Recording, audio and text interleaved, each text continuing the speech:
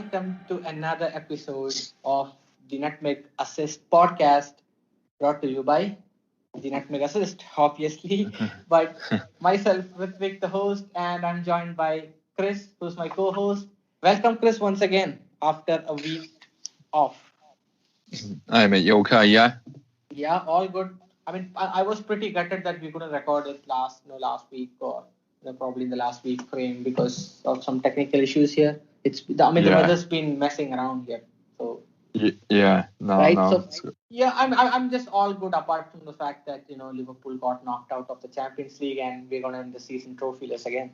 Yeah. Still reeling, are we? Still reeling from that. Yeah, I mean the disappointment wasn't as bad though because after the first leg I was pretty much sure that we got knocked out. So I mean, as far as the disappointment is concerned, I don't think I was not too worried or we should say too sad about the result after the second leg. Yeah. But like you said, after the game, if Salah had taken his chance in the second minute, the match could have probably ended differently. Yeah. Well, I was quite surprised at the despondency following the first leg, given the fact that all Liverpool had to do was win 2-0.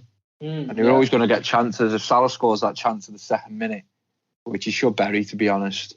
I mean, Liverpool had enough chances to win that game. So probably obviously it doesn't really matter to me, but if I was a Liverpool fan, I'd probably be slightly disappointed that you haven't gone through, given the chances that you had in that game and the way it turned out. Yeah. And this actually leads us to the first question, though, which is, again, a return question from Dieter. Actually, he sent us this question. He sent us a couple of questions last week, but that's still relevant now, so that we'll cover that right now as well. So his question, first question being about the Madrid midfield, the midfield three, which has been quite supreme for years. I mean, have they actually proved that you still can't write them off? Because the first leg performance was absolutely massive from them. In the second leg, they got kind of, run over by Wijnaldum, James Milner and Fabinho.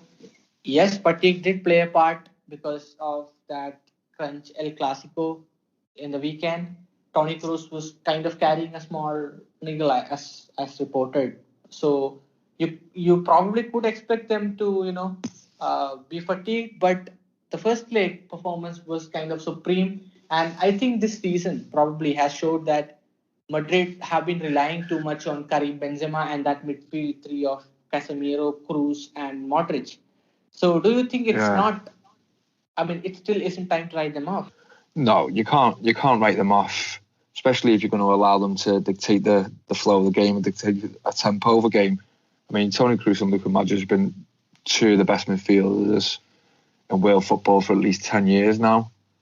And the balance that Casemiro gives them is just brilliant. He's very underrated at that role. Equally as good as what Claude Makélélé was, who sort of masterminded that role previously for Real Madrid. So no, can't write them off at all. If you're going to allow them to have the ball, be interesting though if they were to come up against a team, or if they were to come up against a Liverpool team that not necessarily got in amongst them, but played with a lot of a higher tempo and a lot of a higher intensity. Maybe if they came up against a Liverpool team that, say, faced Barcelona in the 2019 Champions League semi-final, that type of Liverpool team, whether they could handle that pressure, because I don't think it's something that they would be familiar with, especially on a weekly basis within La Liga. Most teams don't tend to play with that kind of high tempo game. So, yeah, you can't write them off in terms of quality, but I don't think we're at a stage yet where they're unbeatable either, that midfield. They're not indestructible, if you know what I mean. Yeah, but I think there's a good chance of those three getting broke up because Luka Modric is, I guess, 35 or 34, if I'm not wrong. Toni Kroos still has a few years, I think, few prime years ahead of him, and even Casemiro as well, who's not really old either. So I've been hearing that Luka Modric has agreed for a 1-year extension with a wage cut, which would keep him at Real Madrid for an extra season. But Yeah. you definitely would feel that Real Madrid might probably have names listed to replace Modric, and next season you might see him play even more lesser minutes because of his age and because of what comes with this. Yeah, well, I mean, that's the thing with it. I mean, we've been saying, I think me and you, we've even spoke about it a couple of times, and anyone outside La Liga has always looked at Real Madrid now for the last 5 years, maybe, and said that Zidane or whoever was in charge at the club at the time they need to replace Modric and Kroos and get younger versions in, but I don't think it's as easy as that. I mean, how do you replace them? Because whoever comes in, the chances are they're not going to be as good. So why replace them? I think sometimes age can dictate an opinion on a footballer that not necessarily correct. People automatically assume that when you get older, you get worse. But again, I think sometimes people have got to take into perspective the type of league that they're playing in. They're not playing in the Premier League, and they haven't done. They're not. I know Luka Modric spent 2 years at Tottenham, but I mean that was at the foot, right at the back, the front of his career, as opposed to now. So yeah, I mean it is expected that sooner or later these players are gonna just go or get replaced, but it's a hard job replacing them, especially at this current moment. Who do you get in? Who do you get in to replace Luka Modric who can maintain that level? Yeah, that's a very fair point as well. But some time or the other, you might definitely have to move. Oh yeah, absolutely. Yeah, that succession has to be there. Of course, you have that, and that's one of the Zidane's and Real Madrid's sort of probably issues going forward. What is that next plan to refresh this team? Because he seems to be, I don't want to say over reliant, because when you have players of that quality, every manager in the world would rely on those players, and Zidane's had a few sticks thrown on him over the years to say that, well, he keeps playing these players, he keeps playing Kroos, he keeps playing Modric, but on the other hand, how can you not play them? They are so good, and they've shown that still in this Champions League tie. So again, it's not as easy as just, we need to replace them because they're getting older. If they're maintaining this form, then age doesn't really come into the equation. I know eventually the club will have to have a succession plan in place to start integrating new players into the team. But at this specific moment in time, you just look around Europe and certainly look around Real Madrid's academy, and you don't see anyone coming through or they can afford to buy or to come in and maintain the level. It really it's a bit of a conundrum that they're going to get themselves into. Yeah, absolutely. That's going to be a big challenge as well, replacing them and finding replacements. They've been linked with Eduardo Camavinga a lot this season, even last season as well. He could probably be an option, very young option. Martin Odegaard. I mean, if I'm to believe the rumors, I think Zidane is probably going to see, probably going to play Martin Odegaard even more next season. So the chances of him leaving as well is quite slim, and I think he probably is a really good fit. But yeah, moving on from Real Madrid now to PSG. I mean, we'll touch this for a couple of minutes. PSG once again making the semi-final. Bayern Munich getting knocked out. This was probably the tie of the quarterfinal, the best tie of the quarterfinal. Yeah, absolutely. Both the legs.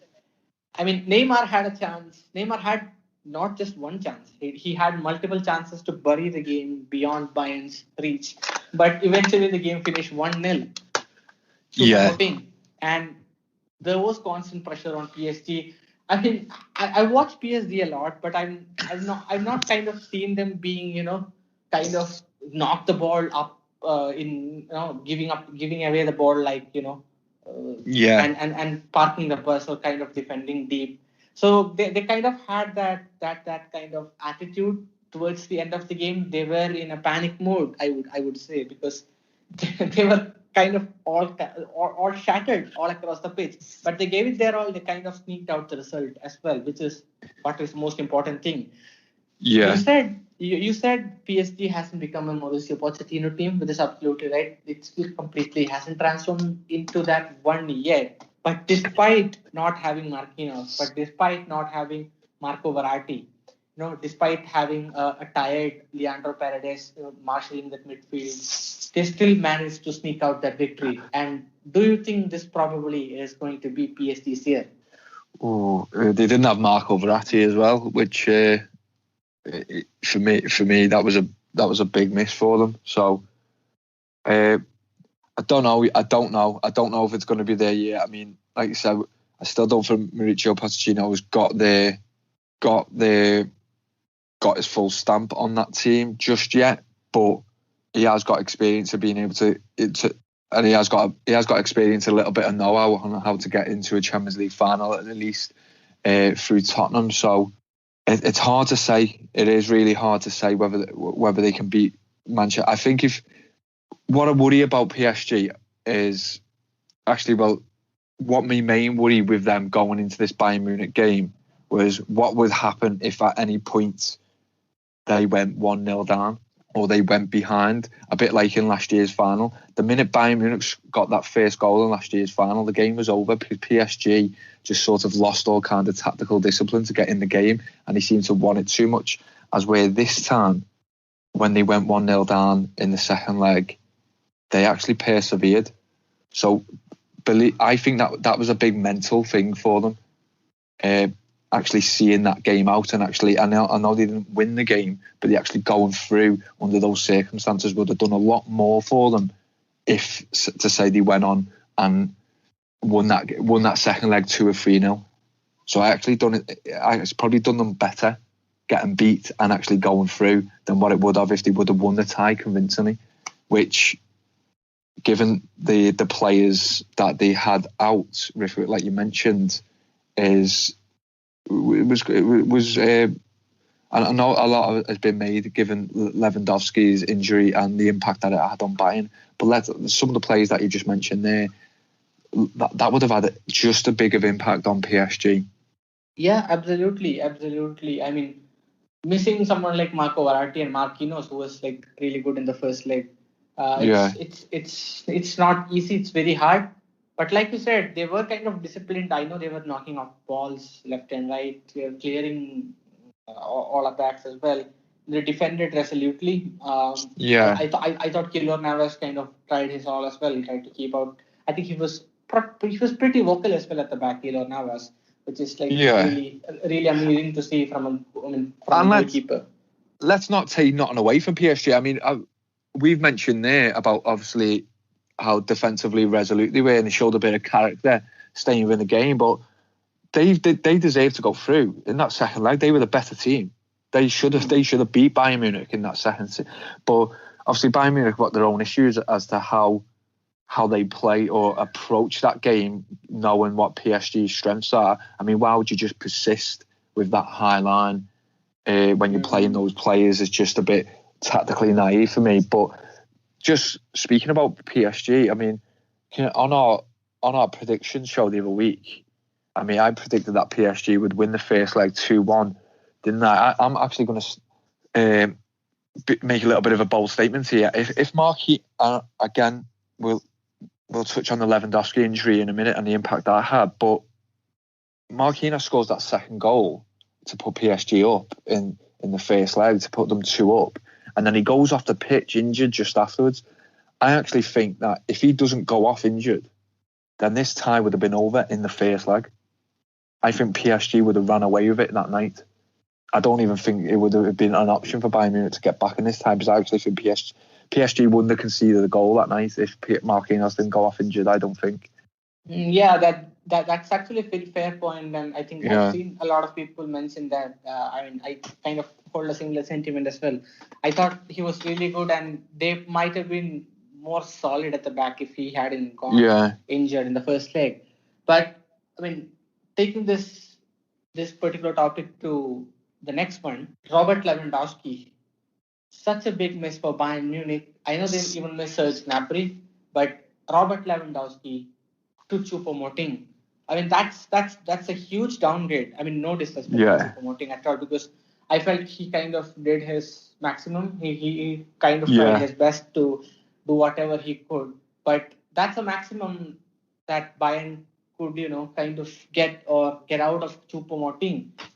Because when you have a player like Lewandowski, you can't probably buy another 50, 60 million forward to have as a backup when you have Lewandowski playing 30, 50 games every season. Yeah. So how big a miss was Lewandowski? And do you think, this is again a patron question from Dietz, by the way, do you think Bayern Munich might have not gone out if Lewandowski was fit for both legs?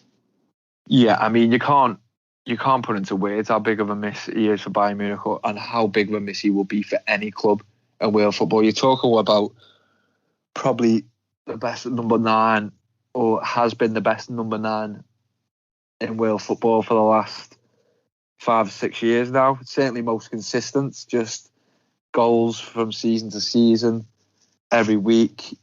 Doesn't matter who he's up against, what type of defence he's up against. Just an out-and-out goal scorer, and what he brings to the game as well in terms of his pressing ability, in terms of he can do everything. He can really do everything as a striker. He can link up play. He can get in behind. I mean, so you can't underestimate how big of a loss he was. And like you said, it doesn't. Again, it's no disrespect to anyone that comes in as a substitute for when he's injured, but I mean, it is a massive downgrade. It is a massive downgrade, and it would be. But I mean, to answer Dieter's question, would Bayern Munich have gone through? Again, I'm not so sure, because I've had this thing about Bayern Munich this year. I mean, people raved on about them given what they won last year and given the manner in which they won it, especially the Champions League and their form after the restart in the Bundesliga. They just looked absolutely relentless last year. And we've had a few guests on our podcast this year, in Ronan and Derek Ray, and they've said, "Oh, well, Bayern Munich's the best team in the world." But when you think about it and you look at it, they haven't been great all year. They really haven't. So they've got away with it in the Bundesliga. I do believe that Leipzig would win if they had an out-and-out goal scorer this year. Leipzig, I believe they'd be top of the Bundesliga right now, because Bayern Munich are just not. I don't know. They just seem to. They just haven't hit top form all season. They've got away with it in the Bundesliga, because obviously Borussia Dortmund's notable drop off and the issues that they're having. And again, like I said, Leipzig haven't got an out-and-out striker. So I think they've got away with it, but I think I didn't expect them to win the Champions League. I really didn't. And I just think it's a little bit naivety for them to approach the game tactically in this manner, and they're not adapting. And if you look at the squad, Rithwik, I mean, they haven't got any squad depth whatsoever. And I know there's issues at the club at the moment, given the relationship between Hansi Flick and their sporting director, and the sort of breakdown in relationship between the two over the purchases in the summer. And it's highlighting now. If you look at the bench, it's not just replacing Lewandowski if he's injured. Anyone, for me, they haven't done anything to replace Thiago. They haven't done anything to address the issues at centre half.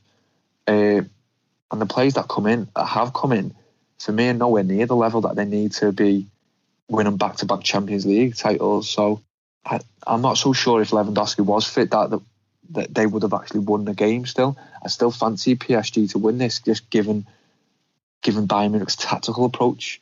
And Neymar and Mbappe would have still got those chances if Lewandowski was playing. Yeah. I think that's the best way to summarise it. So would the game have been that different? It's okay looking at it in the first leg and saying the amount of passes and the amount of crosses into the box. If Lewandowski was there, surely he would have scored. But would they have been able to keep back PSG out at the other end as much? They would have still had those issues. So it's a good question from Dieter, but and it's a bit of a long-winded answer, but it's needed. It's not as simple as saying, oh, if Lewandowski was fit, then Bayern Munich would have won the game. I'm not so sure about it. I really am not. I do believe the issues that the club have got at the moment is their tactical approach and at the other end of the pitch. I mean, if I was to answer this, I would probably say I mean, it was already a goal affair. It was already an end-to-end affair. But if Lewandowski was fit, I probably think we would have seen more goals in the tie in both legs, because the chances that Bayern had in the second leg as well. I mean, if you have Robert Lewandowski there, he scores. He definitely scores. I mean, you look at the Bundesliga table, you look at the underlying metrics that Bayern have this season. They've massively overperformed their XG this season, Yeah, which is quite I mean massively massive. I mean, I think they are probably the best or the top most or the most overperformers. I would say they're not underperformed, so they've overperformed, to be honest. So they are the biggest overperformers in terms of XG. I think in Europe's yeah, top five leagues, if I'm not wrong. yeah. So if Which you have, says, sort of matches up with what I was saying then, in terms of like they don't see, when you watch, they don't seem to be as good in terms of what they are, but they're very ruthless. They're ruthless. yeah, I think that's the best way to exactly. describe them. Yeah, Exactly, and that mostly stems out from Robert Lewandowski finishing yeah, of course it does. Yeah, half chances and chances from outside the box. Sometimes he just gets a shot out and he scores. So probably, or if you look at it from a statistical point of view, most of the shots that Lewandowski takes are probably low quality chances, but he still manages to sneak them into the back of the net most of the time. So that's yeah, one of the main reasons why they've overperformed their XG and they're scoring so many goals this season. So I think that streak would have still continued in this game if he had played. But Neymar, Mbappe's pace, the fluidity of their attack, the quickness of their attack, that still would have been there. They still would have created lots. And who knows, probably on another day, Neymar probably puts that all those three or four chances, all those four in the back of the net. yeah, So it's still going to be a hard affair. But one thing which I can probably, certainly say is that I definitely would have seen more goals. We definitely would have seen more goals in the game had Lewandowski been fit. yeah, yeah. I mean, obviously, the balance of probability it certainly suggests that, wouldn't it? Just given his quality, yeah. So, but yeah, like I said, it's just a bit. I think it's just too easy. Yeah, I've seen a lot of the pundits, especially Owen Hargreaves on BT over here, just saying he just kept bringing the Lewandowski injury up at any point he could, really. Maybe a little bit of bias because obviously he's played for the club and obviously probably supports the club. But yeah, I think there was a little bit more to it than that. Yeah, absolutely. And talking about Robert Lewandowski, we are going to move to another striker who was probably in a red hot streak, Erling Braut Haaland. We are going to keep bringing this name on and on and on and on and on for years to come in our episodes, like we said before. Yeah. But what next for Erling Haaland? I mean, in the Champions League quarterfinals, I thought he was quite underwhelming, and I think that probably also comes from the fact that he didn't have Jadon Sancho as well beside him, and Dortmund probably overall looked probably little bit downbeat. I know they had chances to bury the game. They had chances to probably go through as well. They had that 1 lead in the second leg that would have probably made them progress to the semi-final. That would have been huge, but they have their own defensive failures. But Erling Haaland, Mino Raiola is flirting with different clubs. Barcelona, Real Madrid. I don't know if he's flirting with Bayern Munich, Manchester City. So he has this tour where he goes and talks to different clubs. He proposes stuff. I think he recently admitted that he has no problem with Dortmund's director Michael Zorc, or Watzka, but he still expects or he still wants the best for his client Haaland. So he probably might be thinking of a move. But Chris, my question to you being, I mean, the way the pandemic has still carried on and the club's finances, I mean, you look at a lot of clubs, top clubs, and still the club's finances or financial stability isn't proper. You look at Real Madrid, Barcelona, you look at Liverpool, Manchester United, Chelsea, or whoever. But Manchester City, you heard Pep Guardiola say that recently as well. So financially, if you look at the financial stability of different top clubs, it's nowhere near stable in an ideal world. And Yeah. Erling Haaland, the money that is involved or going to be involved in the Erling Haaland deal, as reported by the Athletic, is massive. It's huge. Do you really think someone could afford this money, or what's next? Basically, that also simply put it, what's next for Erling Haaland? Yeah, it's such an intriguing transfer, isn't it? And I think as well, I think the whole transfer market this summer is going to depend on this transfer, because I think it will have a complete knock-on effect right through. Once that decision is made, I can see them, because there's obviously going to be a couple of clubs interested, but like you've rightly pointed out, are they really interested, and can you really afford them? It's all right being interested in them. Everyone's interested in them. Everyone wants them, but it's actually being able to afford them this summer. And that's assuming he goes this summer, because clubs are surely going to look at it and think, well, why am I going to pay the money that Dortmund are going to want this summer when his release clause gets activated next summer for possibly two-thirds of the cost? So, I mean, I think Dortmund are quoting 120 to 130 million euros, I think. That's the figure I've seen, or I'm not sure, it might be pounds for this summer, but he can be bought next summer, allegedly, if that release clause does get activated and come into fruition in 2022 for 75 million. So surely clubs are going to look at that and think, well, can we just wait for that one extra year? So, and again, in terms of what's next, the actual club, it's so hard to predict where he's going to go. And I've been thinking about this a lot recently, because obviously he's the talk of the world football at the moment, isn't he, this transfer? I don't think there's a day gone by for the last month where this transfer hasn't been brought up. Certainly now that Dortmund season seems to be going worse and worse, and it is looking unlikely that they will be in the Champions League next year, it's becoming more prominent, the discussion surrounding them. But players and agents are clever these days, because not only do they look at the club that they want to go to next, but they start planning escape routes as to the club they will go to further down the line. So, for example, when he went, people were quite shocked that when Haaland went from Salzburg to Dortmund. Well, if he would have went from Salzburg to Manchester United at that point, then straight away, you look, Mino Raiola and Erling Haaland's dad would have thought, well, hold on, his next move then becomes even harder because of the financial power that the Premier League clubs have. It's hard for Real Madrid now and Barcelona to go and buy the top stars in the Premier League, because, like you rightly pointed out, because of the pandemic issue. But not only, let's say, for example, the pandemic didn't happen, it would still be hard for Real Madrid and Barcelona to go and buy now from a Premiership club, because they can't outbid them. They can't hold them over a barrel financially anymore. So when people are saying, oh, right, he's going to go there, let's say, for example, they decide Manchester City are the only club in for him, and Manchester City are the only likely club to be able to afford him, because that is potentially correct anyway.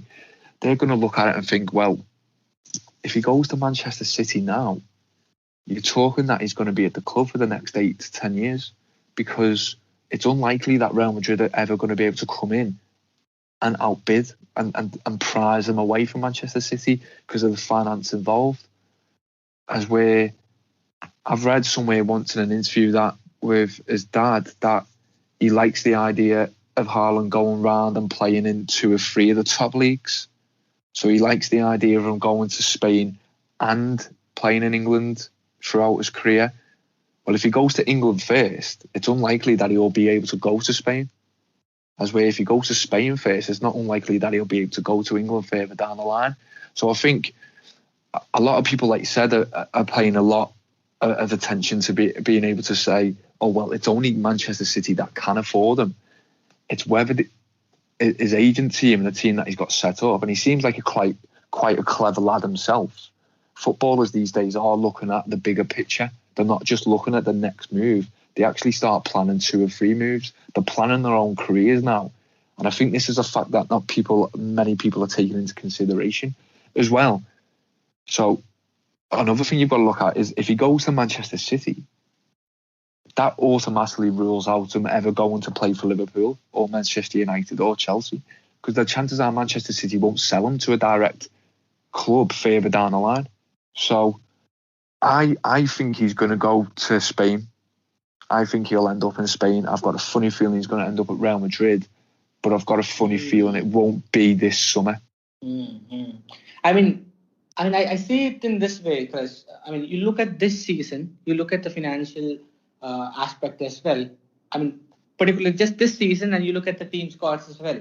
You look at teams from Spain. You just have Barcelona and Real Madrid. Real Madrid have Karim Benzema, and I still think he has probably 1 or 2 more years to offer. So would he come in and would they play two up front with Benzema and Haaland, or would they actually put Benzema on the bench? I think Benzema is probably again extended a contract by a year, if I'm not wrong. Yeah. So I don't think that's going to happen this year. Real Madrid, they probably might be more focused on Kylian Mbappe because they need cover on the wide areas, most importantly. Yeah. So there's a good chance Real Madrid look at Kylian Mbappe more than they look at Erling Haaland. All right. So ruling Real Madrid out there. Do Barcelona need Haaland? Yes, they would. They would actually love a striker of that kind, striker like Erling Haaland. But do they have the money? I don't think so. If they plan to keep Messi, which is what Joan Laporta kind of wants right now, can they buy him? I don't think so. So that kind of rules Spain out of the picture for me. You go to England, you look at Manchester United. Yes, they probably would need a striker, but considering how Mino Raiola has had troubles with Manchester United in the past, with Paul Pogba especially. I know Pogba kind of recently or 2 days back, he had an interview where he kind of indicated that he wants to stay indirectly, although showering confidence on Ole's man management and giving a couple of sticks to Jose Mourinho. But Mino Raiola's relationship with Manchester United as a club isn't great. It's pretty bad. So I don't know if he goes there. Plus, Haaland seemed to be a Leeds United and the Manchester City fan kind of. And you look at Manchester City, they don't have a striker right now. Aguero is leaving, of course. Gabriel Jesus isn't probably that striker that Manchester City would have in mind to start every single game like Aguero did a few years back. So you look at the Premier League, Chelsea don't need, because they have Timo Werner. I don't know what they're going to do with Tammy Abraham, but it's not necessary for them. They have other areas to fix, first of all. But the only club that I can see who wants Haaland more is Manchester City at the moment. And the question here should be, do they have the funds? Or does Guardiola think that he probably convinces Haaland and Mino Raiola to come to Manchester next season and probably strike a personal deal with them and probably go for it next season. But another important issue there is Mino Raiola and Pep Guardiola, again, two people whose relationship isn't really good either because of the Zlatan Ibrahimovic incident back in Barcelona. So it's a very tricky and funny situation. And the only probability that I see is Bayern Munich. But again, you have Robert Lewandowski, I think, who still has 1 or 2 more years with him. So this is very, very tricky. And like you said, I probably have to agree with you on here. I don't think Haaland moves this year. If he moves this year, I would actually be really surprised because of the money involved and because of the situation that different teams face. Probably the only club that I see him going is Manchester City. If he moves to any other club, I would be really surprised.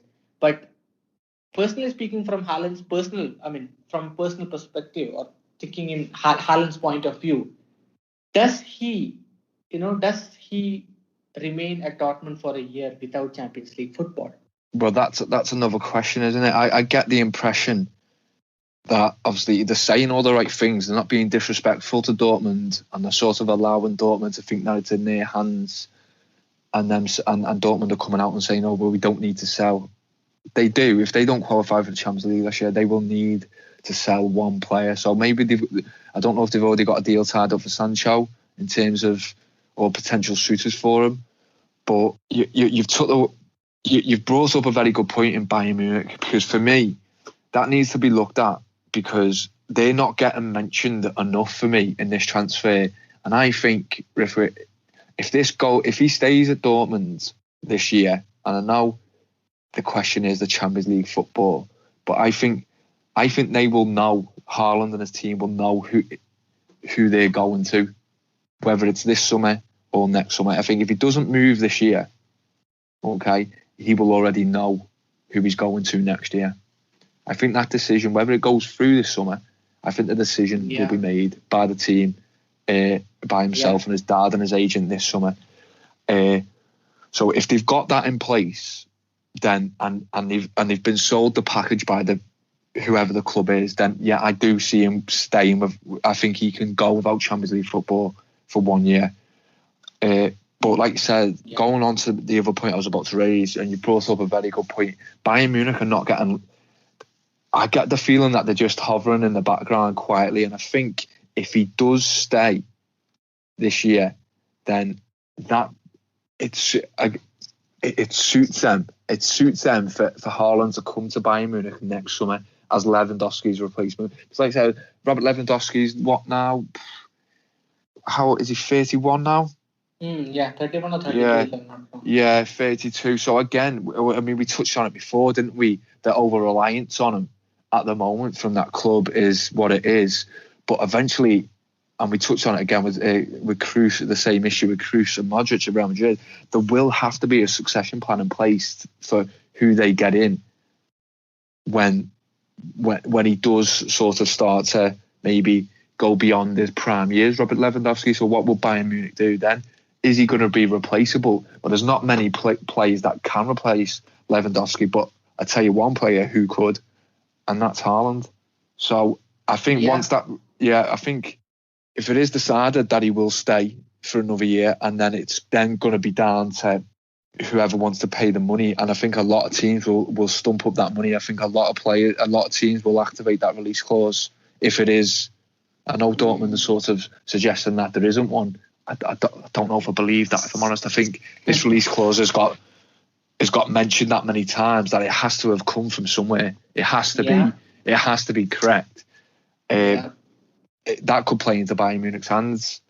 But I think that another issue as well, again, it's such a great transfer this for the neutrals, for people like me and you. We could sit here and talk about this all day, because obviously it's not our clubs. I would hate to be a Borussia Dortmund fan at the minute, or even a Manchester City fan, or desperate to get him.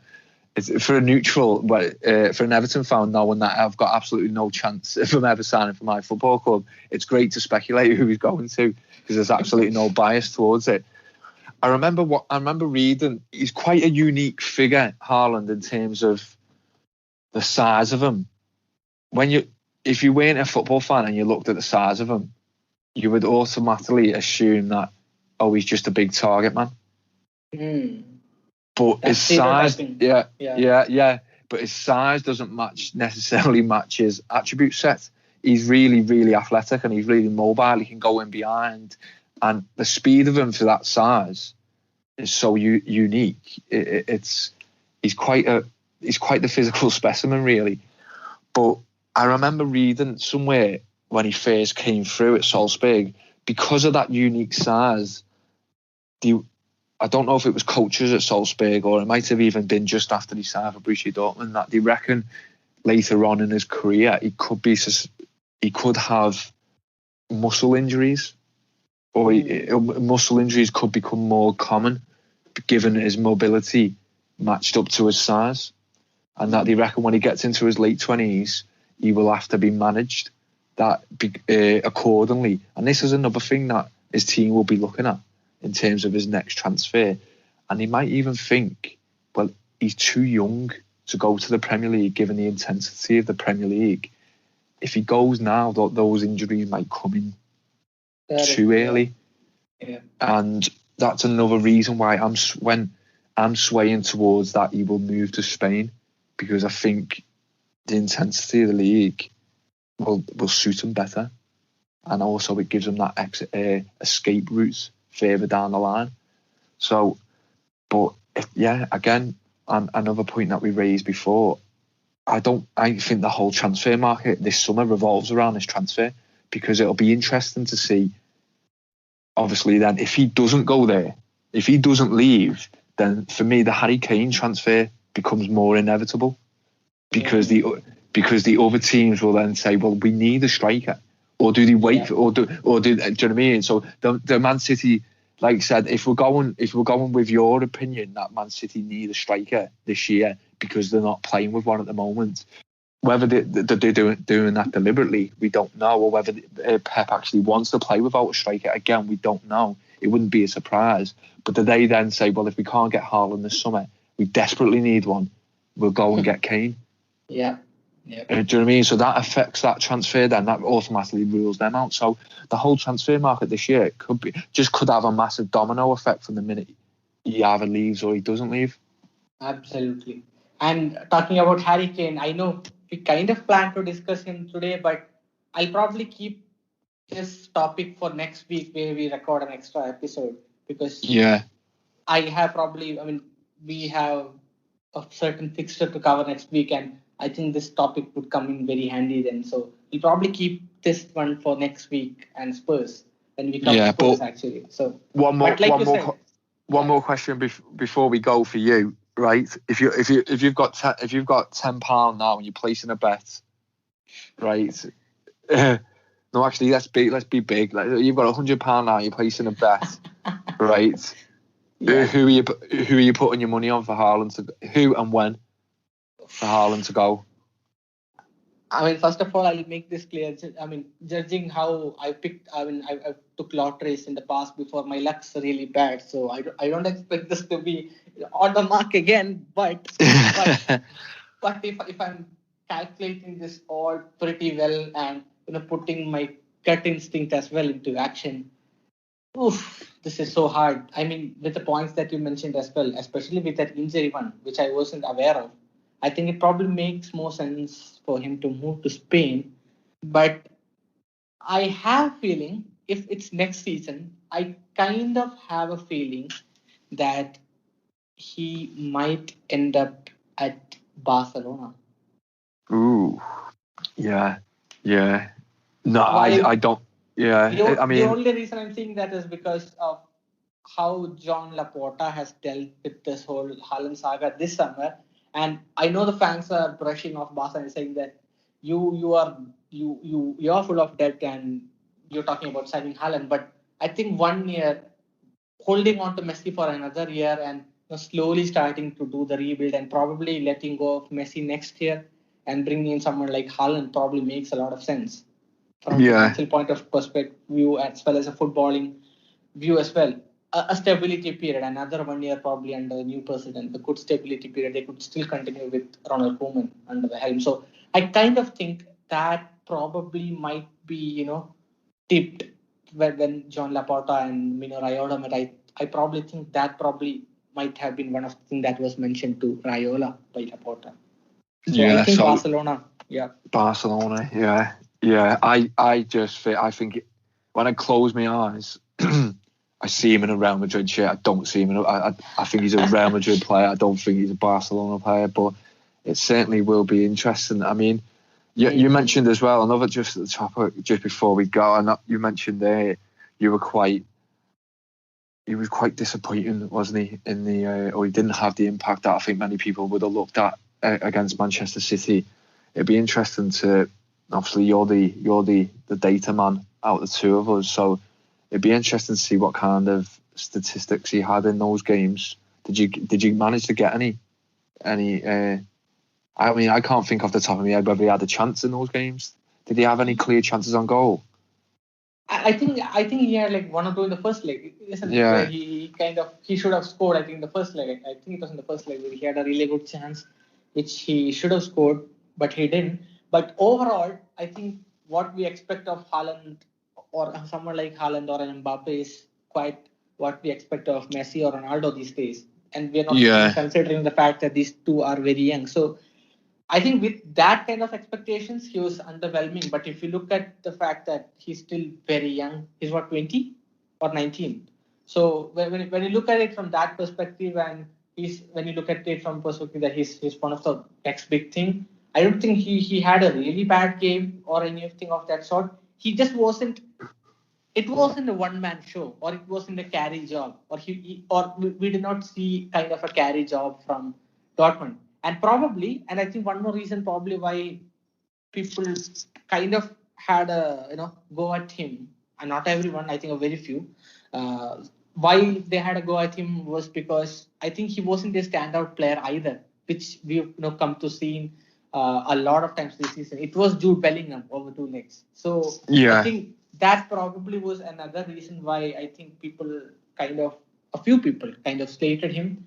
But overall, I don't think he had a very bad time. He was quite decent.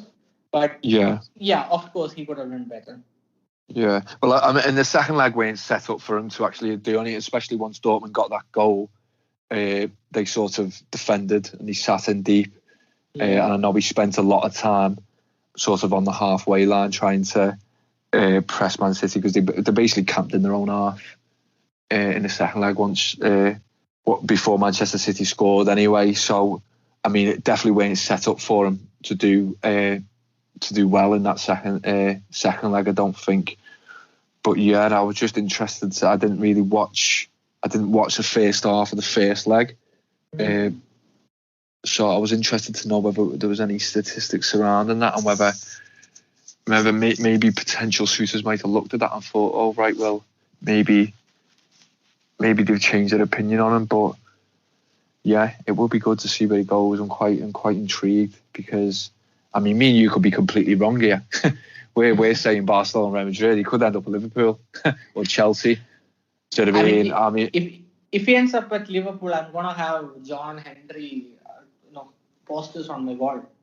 Yeah, I'll see me arse big style if he goes to Liverpool. I won't be happy with that. I'd rather see him sign for Chelsea. I can't be having him play for Liverpool. But then again, I do think, like I said, we touched on it last time, where I think when we spoke about him and Mbappe, I don't see how he suits Liverpool's style of play. If Klopp's looking to reshape the squad and go back to what Liverpool were, say, 12 months ago, and I know I'm not saying they're not there now, because I know injuries have had an effect as well, and the schedule has had an effect on Liverpool and most Premiership clubs this year. But tactically, I just don't see how he fits into Liverpool. But obviously, the need for him is there, because they obviously need, as good as what Firmino's been in the last couple of years at what he does, obviously there is a need for Liverpool to get more goals from that area of the pitch now. But they have got Jota as well. I just don't see where Haaland fits into Liverpool's setup. But again, I suppose that's a different discussion for a different day. That. Yeah, absolutely. We'll probably touch upon that in the summer as well. Yeah. So, that brings us to the end of this episode.